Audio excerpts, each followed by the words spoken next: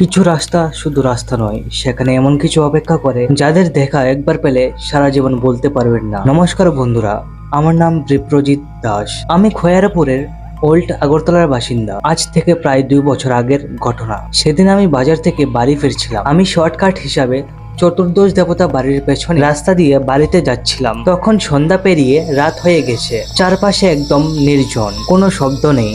রাস্তায়ও আমি ছাড়া আর কেউ ছিল না। হঠাৎ করেই দেখি আমার সামনে একজন লোক দাঁড়িয়ে আছে। লোকটাকে হঠাৎ দেখে আমার বুকটা কেঁপে উঠলো, কারণ আমি ওনাকে চিনতাম। ঠিক 2 বছর আগে এই লোকটার মৃত্যু হয়েছিল। আমি কিছু বুঝে ওঠার আগেই হঠাৎ আমার মাথা ঘুরে যায় আর আমি রাস্তায় অজ্ঞান হয়ে পড়ি। প্রায় 10 মিনিট পর যখন আমার জ্ঞান ফিরে আসে, তখন দেখি সেই লোকটা আমার ঠিক পাশে দাঁড়িয়ে আছে। আমার দিকে তাকিয়ে ধীরে ধীরে বলল, বাবু, কোথায় যাচ্ছ? আমি ভয়ে কাঁপতে কাঁপতে বললাম, বাড়ি যাচ্ছি। তারপর সে হালকা হেসে বলল, চলো, আজ আমিও তোমার সঙ্গে যাব।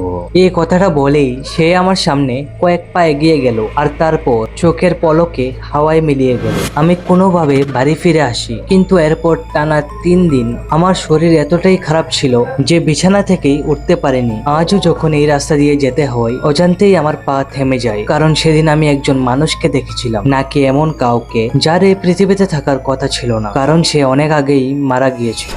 এই ছিল আজকের কাহিনী। কেমন লাগলো কমেন্টে জানাবেন, আর এরকম কাহিনী শোনার জন্য দেখতে থাকেন।